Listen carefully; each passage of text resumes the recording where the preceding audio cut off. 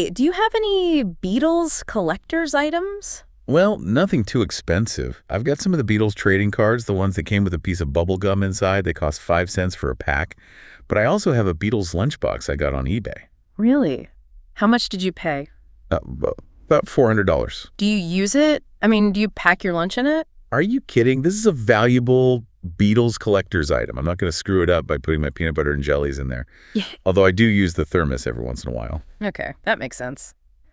Well, let's talk about some other Beatles collectibles that cost a little more. Have you heard about this auction coming up this week? Absolutely. We are talking about the Jim Irsay collection, which is arriving at Christie's in New York. And for you listening at home who might not follow auctions, this is a massive deal. It is widely regarded as the most significant private assemblage of rock and roll memorabilia ever gathered. Exactly. Jim Irsay, who owned the Indianapolis Colts and passed away in 2024, he spent decades acquiring these pieces. He didn't just view them as neat things to have on a shelf, did he? No, not at all. He saw them as physical evidence of our cultural history. And while the collection includes some incredible items from Hendrix and Prince, the Beatles' material is truly the heart of the collection. It spans their entire journey. So today we're going to take an extensive look at the absolute crown jewels of this auction so you can understand exactly why these objects matter. Let's start with arguably the most visually iconic object in the band's history. The 1964 Remo Weather King bass drum head. Oh, it just stops you in your tracks. Yeah. This is the one painted black with that iconic Drop T Beatles logo and the Ludwig brand mark sitting right there. And we need to be clear here, this isn't a replica or a backup. This is the actual skin Ringo Starr played on his second Ludwig Black Oyster Pearl kit. On The Ed Sullivan Show, February 9th, 1964. Watched by 73 million viewers. I mean, that performance effectively launched Beatlemania in the United States. When you picture the British invasion, you are picturing this exact bass drum head. For sure. And it didn't just stay in a television studio. This head traveled with the band down to Washington, D.C. for that chaotic Coliseum concert where they were dodging jelly beans and then up to Carnegie Hall. Ringo even played it for 2 additional Sullivan appearances. I know later on it was mounted by Jack Lawton on a half-depth shell to keep it safe. But just think about the sheer historical energy in that piece of plastic. It soaked up the screams of a generation. The auction estimate totally reflects that cultural weight, sitting between $1 and $2 million. Incredible. Moving from the rhythm section to the melodic evolution of the band, we have a guitar that really signifies their shift to a heavier, more complex sound. George Harrison's Gibson SG Standard. This is a 1964 model, serial number 227666. It has this stunning cherry red finish and the Maestro tremolo tailpiece. George acquired it in 1966. Which places it right at the start of their most creatively explosive period. Spot on. He played it extensively during the sessions for Revolver, Sgt. Pepper, and the White Album. If you look at the iconic photos from the Sgt. Pepper launch era or the promotional films for Paperback Writer, this is the instrument. It represents that moment when they stopped being a touring boy band and started treating the studio as a laboratory. It is an instrument of high art, and the market agrees. The estimate on the SG is between $800,000 and $1.2 million. Now, speaking of high art, the next item isn't an instrument, but it might be the most emotionally charged piece in the entire collection. It's a single sheet of paper with the handwritten working lyrics for Hey Jude. Paul McCartney's actual working lyrics. This item carries so much emotional baggage.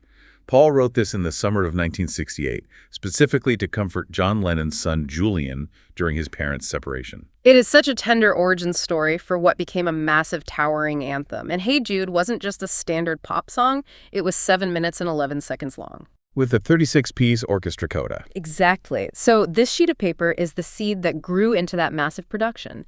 It was sitting right there in Abbey Road and Trident Studios while they built the track. But there is a detail about the handwriting itself that always amazes me. Oh, the connection with John's family. Yes. Paul's script, that very specific cursive on the page, was actually taught to him by the brother of John Lennon's Uncle George. And Uncle George was essentially John's father figure growing up. Exactly. So even in the way Paul physically formed his letters on this page, there is this deep, tangled childhood connection between him and John. It shows how intertwined their lives were. That adds a whole other layer of poignancy to it. It's not just lyrics, it's evidence of a lifelong brotherhood. The estimate for that single sheet is $600,000 to $1 million. Let's stick with the mid-60s for a moment and look at another pivotal guitar, John Lennon's Gretsch 6120. The Chet Atkins Hollow Body, a 1963 model. John had coveted this specific model since he was a kid back in Liverpool, dreaming of American rock and roll. But by the time he used this one, he was busy inventing the future of rock.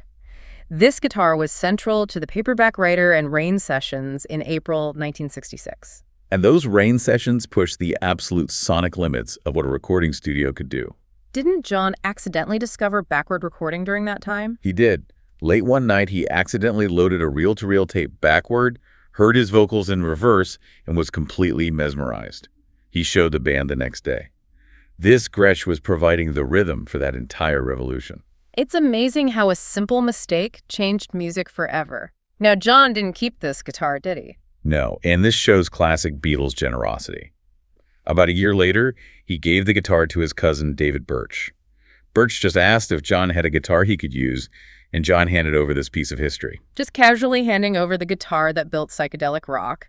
And we know it is the genuine article because experts matched the wood grain perfectly to photos from the sessions. You can't fake a wood grain match. Yeah. That one is estimated at 600 to 800,000. We talked about the famous Sullivan bass drum head earlier, but the auction also includes the rest of the engine room. Ringo Starr's first Ludwig drum kit. The absolute heartbeat of the mania. This kit has the black oyster pearl finish that Ringo made famous. He got it from Drum City on Shaftesbury Avenue in early 1963. So this is the kit that powered their ascent from playing clubs to ruling the world. Exactly. He used it from May 1963 to February 1964. When you listen to She Loves You or I Want to Hold Your Hand, you're hearing these exact drums. It's the soundtrack of the explosion. And he retired it in February 1964, right as he got the new kit for the Sullivan Show. So this kit's working life encapsulates their entire struggle and ultimate victory, ending exactly at the moment they went global. For the drums that drove the beat of 1963, the estimate is $1 to $2 million. Now let's pivot to something completely different. John Lennon's Broadwood upright piano. This is a stunning traditional piece made in 1873 by John Broadwood and Sons. It is a proper Victorian antique. The backstory on how John got it is fantastic. He bought this massive Kenwood mansion, and it was basically empty, so he told Cynthia's mother, Lillian, to go out and buy furniture to fill the space. I love the idea of his mother-in-law picking out the creative tools for the biggest rock star on the planet, but it turned out to be brilliant. It was, because when you listen to the songs John composed on this piano, tracks like Lucy in the Sky with Diamonds, A Day in the Life, and Being for the Benefit of Mr. Kite, you can hear the personality of the instrument. You certainly can. Mr. Kite has that dusty, old-world circus atmosphere. That song sounds the way it does because he was writing it on a piano from 1873. It grounded their psychedelic wonder in this weird Victorian nostalgia. It was a time machine for them. It really was a unique tool. The estimate is $400,000 to $600,000. From the massive piano to something very minute, let's talk about Ringo's pinky ring. Ringo was always the Beatle who wore his personality most visibly. He had that flash early on. This is a gold pinky ring, and if you look at the historical documentation, it is everywhere. It's on the debut album cover, isn't it? It is. It's visible on the Please Please Me cover, the back cover of Help, and you can see it glinting on his hand during those Ed Sullivan performances. So while he's playing that famous bass drum head we discussed, he's wearing this ring. A constant companion, and it's confirmed to be real gold, not costume jewelry. It shows that Ringo had an instinct for the genuine article. It's a very personal artifact. Estimate there is 60 to 100,000. Now, moving to an item that represents the peak of their critical acclaim, a signed Sgt. Pepper poster. This is a rare color UK Beatles fan club poster for Sgt. Pepper's Lonely Hearts Club Band. Fan club items are scarce because they weren't sold in shops, but this one is signed in blue ink by John, Paul, George, and Ringo. And the context of Sgt. Pepper makes this so significant. Absolutely. You have to remember that album spent 27 weeks at #1 in the UK. It won 4 Grammys, and it was the first rock album to ever win Album of the Year. Having a pristine document from that specific moment, signed by all 4 of them, is incredible. The estimate is $60,000 to $80,000, which honestly feels a bit conservative considering the magnitude of the era. Now, we have to discuss a document that is difficult to look at, not because of the condition, but because of what it represents. Paul's affidavit to break up the Beatles. This is the end of the road. A mimeographed legal affidavit filed on December 31st, 1970 by Paul to dissolve the partnership. But the twist that makes this specific document historically explosive is that it's John Lennon's personal copy. And John didn't just read it and file it away. No, he annotated the margins in black ink. It reads like their very last argument. Paul claims in the legal text that they had close relationships, and John scrawls notes in the margins arguing about their fights over leadership. There's a specific part that is just brutal. Paul mentions Ringo leaving the band during the White Album sessions. Yes, and right next to that, John wrote a note explaining that Ringo left because he felt unwanted. Unwanted. But seeing the word unwanted written in John's hand strips away all the mythology. It captures the raw human conflict between them. It is a real-time autopsy of the band. The estimate is 100 to 150,000. Let's bring the mood back up with some live performance history. Okay. We have John Lennon's Morris Rickenbacker, 1996. A gorgeous guitar. This is a 1964 model with the fire glow finish, which is that deep red sunburst. And the Morris designation is significant for collectors. It is. Morris was the British distributor, so this is the British version of the American Model 360, featuring an F-hole instead of the standard/sound hole. John played this during the Beatles' Christmas shows at the Hammersmith Odeon from December 1964 into January 1965. Those shows were a unique spectacle. This guitar represents one of the last sustained runs of live performance before touring became completely impossible for them due to the screaming crowds. It's an instrument from the end of the Age of Innocence. That one is looking at 800,000 to 1.2 million. Next, we have a snare drum that bridges the gap between the band and the solo years. The Ringo Paul snare drum. This is a 1964 Ludwig Oyster Black Pearl Jazz Festival snare. Ringo acquired it with his second kit in February 1964. So it saw plenty of action during the peak Beatles years, but then it had a fascinating second life. It did. Paul McCartney used this specific snare drum to record his very first solo album, McCartney, in 1970. So the same drum provided the backbeat for the British invasion and then the backbeat for the very first post-Beatles statement. It closes the circle perfectly. The estimate is 50 to 80,000. Finally, we have an instrument that seems a little out of place if you're only looking for the big brand names. George Harrison's Maton Master Sound guitar. A circa 1960 Maton MS500. This is an Australian manufacturer, which is highly unusual for a band from Liverpool. It speaks to the fluidity of their gear in those early days. They weren't overly precious about brand names back then. Not at all. George grabbed this Maton and played it during the summer 1963 UK tour. They played whatever they could get their hands on. And even though it's an unlikely instrument in the story, the provenance is fully documented. Confirmed by letters from Dave Barry and the bassist from the Hollies. It shows that before they had custom gear and endless budgets, they were just working musicians making it happen.